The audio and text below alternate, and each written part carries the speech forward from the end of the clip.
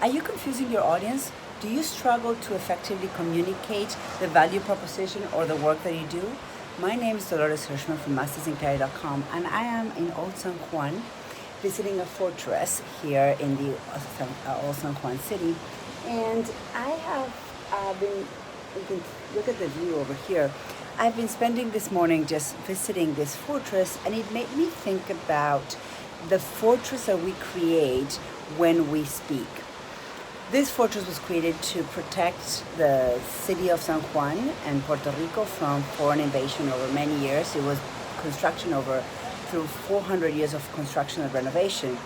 And the thick walls and all the brick, the stone walls around it, you can see the peninsula, were specifically designed to protect the city from the fear of being invaded.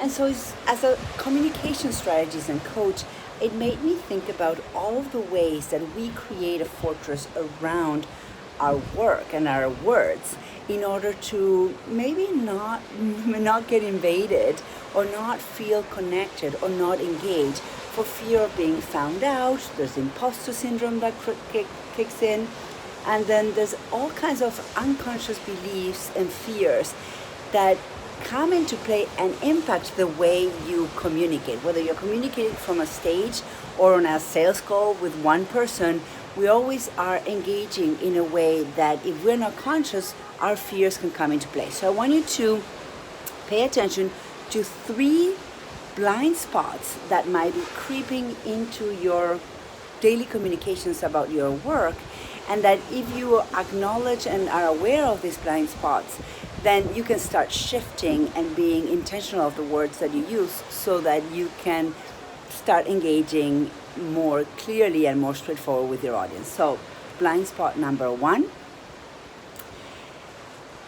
Are you connecting with your audience?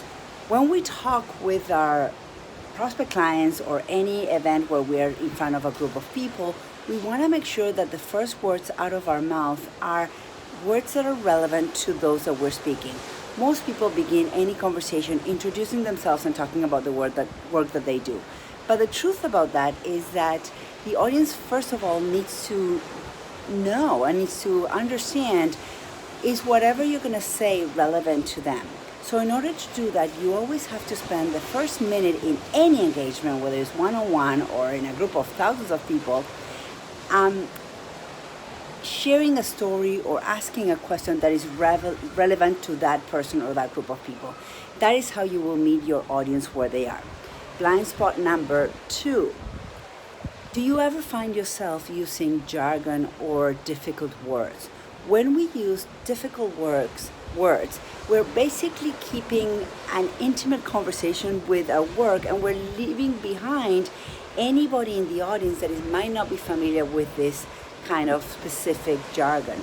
And what happens is that most of the people that you are looking to work with have not really evolved to where you are. They are maybe 10 years behind you, right? Because you're teaching them whatever it is that you've learned through the years of your experience in your career. And so I always say that clarity is kindness. So whenever you're addressing an audience, be very careful to use words that are relevant to the audience and that they will understand. And if you are ever tempted to use jargon, please, or acronyms, please explain them, and please be very aware of those people that might not be following you. And blind spot number 3, always leave room for people to ask questions. A lot of speakers will host wonderful talks, 90 minutes, 1 hour to 18 minutes, doesn't matter, but then they will be reluctant to take on question. That is a fear of being found out, or a fear of not being fully prepared to answer a question that can come from the audience. And when you not allow the audience to really have a true conversation with you and a spontaneous back and forth conversation, then you are not allowing them to really connect with you, and you're standing behind that fear of not knowing what to say. So I want you to maybe record a sales call that you have coming up, or a speaking engagement, even if you can just record it with your phone in your pocket. And go look for any of the three blind spots. See if any of them have played out in the past in your communications. And if so, then let's talk. Let me help you clearly communicate so that you can engage with your audience and bring forth your work with clarity, confidence, and intention. Have a great day.